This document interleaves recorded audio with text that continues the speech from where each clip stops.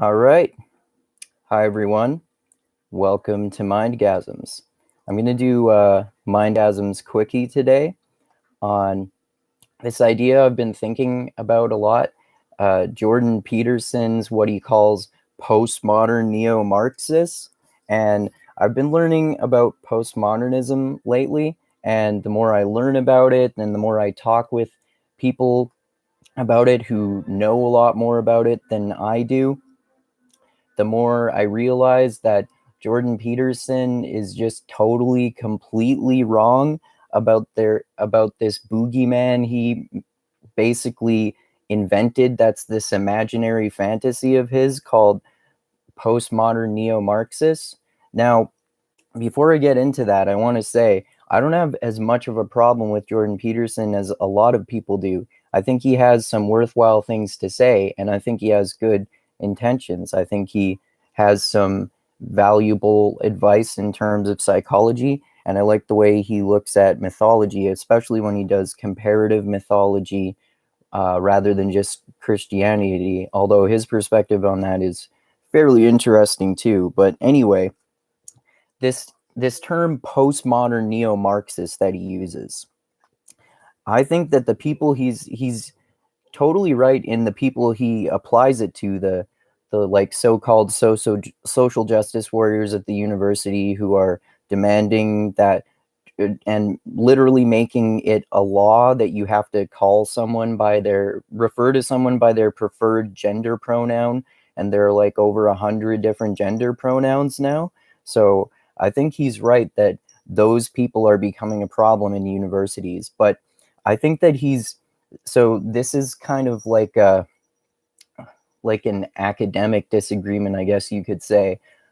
But even though I'm myself and not an academic, but I would say that I am not an expert in philosophy, but I have done research and actually read these postmodernists who Jordan Peterson references all the time, and I've realized through my research and talking to people about these subjects that pretty much every damn time he mentions postmodernism, he strawmans. He talks about these positions that postmodernists supposedly have that they don't actually fucking have.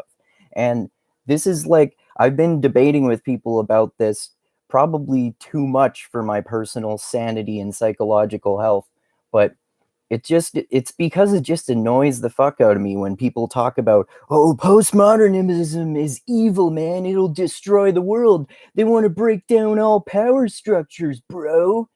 But that's totally not what postmodernism is. Postmodernism, it almost couldn't really be labeled as a philosophy. It's a way of analyzing how culture changes throughout history, particularly if you're talking about Foucault. And it's also a way of analyzing how language changes. And there's even some analysis of mythology when you're talking about Derrida too. So Jordan Peterson talks about how postmodernists want to break down all power structures, which they don't. What they do is called deconstruction in their writing, which is theoretical deconstructing concepts and explaining the many factors that help create cultural constructs or just ideas or concepts. They don't want to break down society. They never advocate for that. Postmodernists, as the way that they write, they don't advocate for anything. And if anything, they don't like this notion of breaking down society and like revolutions that make that happen and stuff like that. If anything, particularly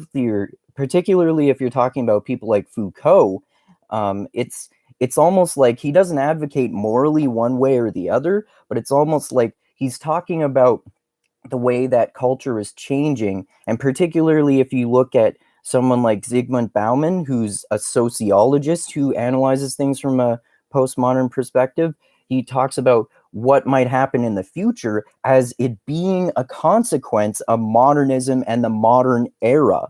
So it's not that they want this to happen, it's saying that this is not going to be good if it happens because it's a consequence of these societal structures that have some benefits but can lead to a world that at least we don't recognize, and we need to adapt ourselves to more than we did in the modern era. So this idea that postmodernists want to take down society, that's not true at all. So this another idea he talks about is that the postmodernists are advocating for all these different sexual identities and all these different labels, like homosexual, heterosexual, transgender, bisexual, asexual, dragons, unicorns, anything like that. Like, I personally don't give a shit what people want to call themselves. And postmodern writers don't seem to care about that either.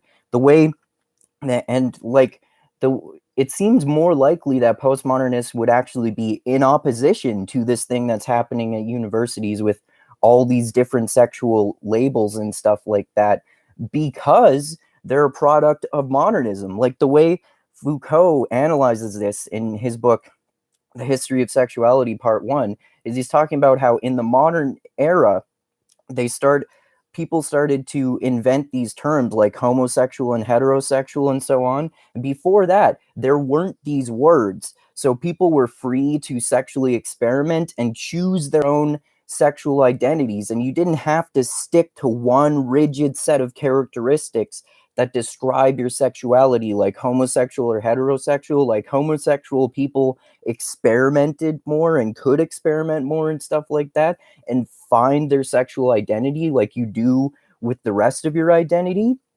So it's not that postmodernists like Foucault, for example, would advocate for this stuff that's happening at universities, where you are forcing people to use a particular label for you, because Foucault and other postmodern writers do not like this idea of making specific labels for everything. So again, this is the complete opposite of what Jordan Peterson says in terms of what these so-called postmodern neo-Marxists are trying to do.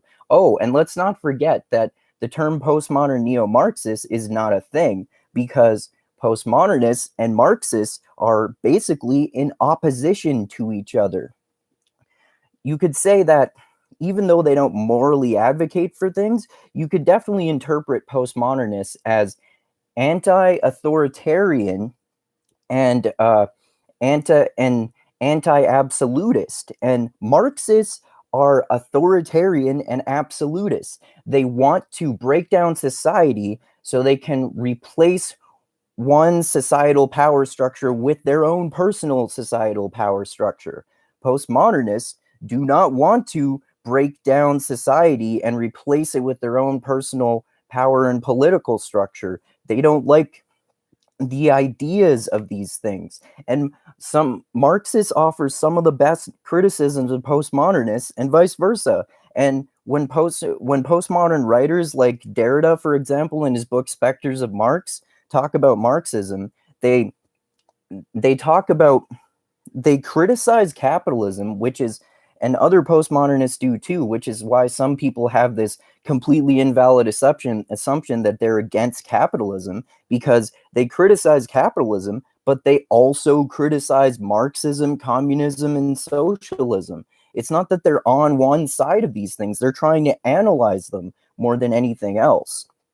So these ideas, and this idea of postmodernism being associated with identity politics, that's another example. That's also just not fucking true at all. So the postmodernism, postmodern writers, they try to analyze these labels that we identify ourselves with. So, like, even race, for example, if you want to construct this hierarchy based on the color of your skin, or based on your oppression, or based on your sexual identity, that's not something that postmodern writers would want to do, because they don't see, well, at least they deconstruct these labels. It's not like they're fans of these forms of identity politics, because again, this is a way of constructing these really specific labels for yourself, which it seems to me is reasonable. It's a reasonable interpretation to say that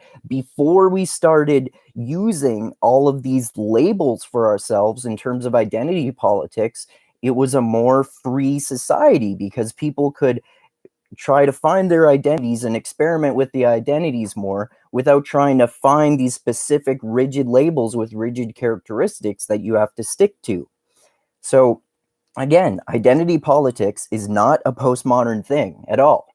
And so there's also this thing that I debate with people sometimes, and I get too obsessive about debating about this again, but this idea that postmodernism is a left-wing ideology.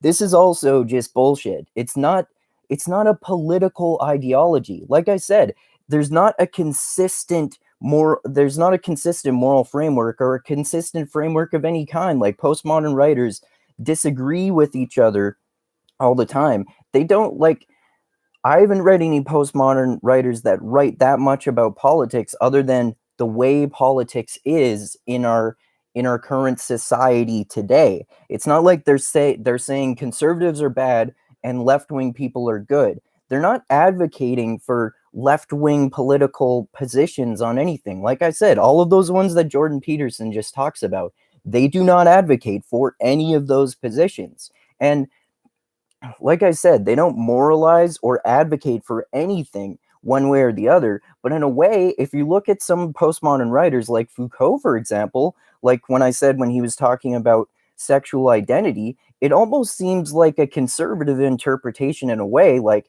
the way that these labels were constructed was different from the way it was before. So the way it was before might be a better way for society to function because you could be freer to explore your personal and your sexual identity and stuff like that. But Foucault doesn't advocate for anything conservative either. It's not that postmodern thinkers advocate for things. It's a form of analysis where you break down concepts and language and culture and how they change. It's not it's not a left-wing ideology. It's not a political ideology of any kind, and it's sure as fuck not a left-wing ideology.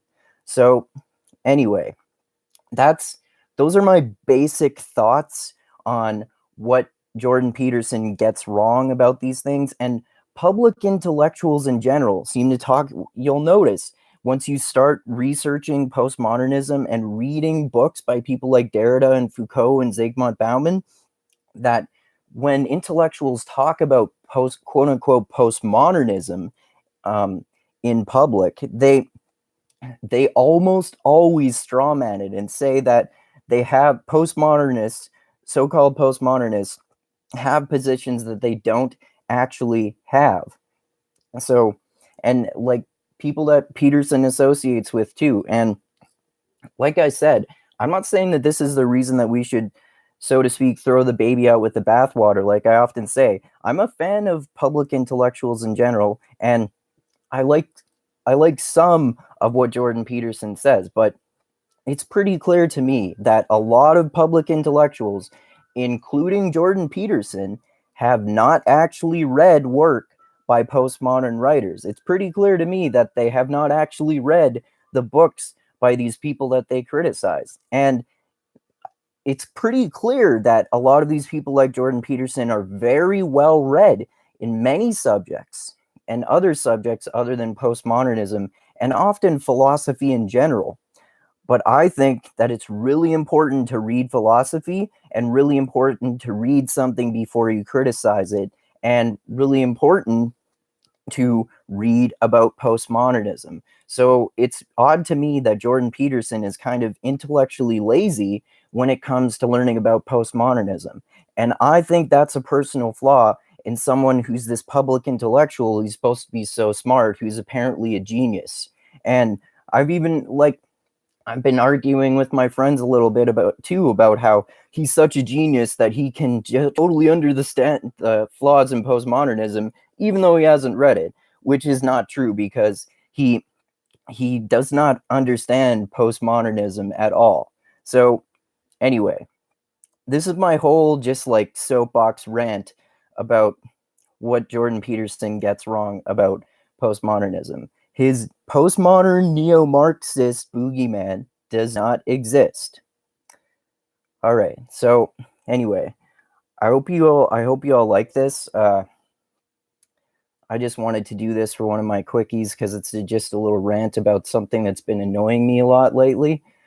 So anyway, like I always say at the end of my videos rather, I love you all. Keep being the tiny beam of light that shines through the almost impenetrable darkness in the universe. And I almost forgot. Thank you to everyone who likes this video, shares it, subscribes to my channel, and to anyone who contributes to me on Patreon. I really fucking appreciate that, and it means a lot to me and helps me a lot. And oh, I also forgot there's a really great criticism of the source that Jordan Peterson uses to criticize postmodernism and that he's recommended before. This book called Explaining Postmodernism by Stephen Hicks.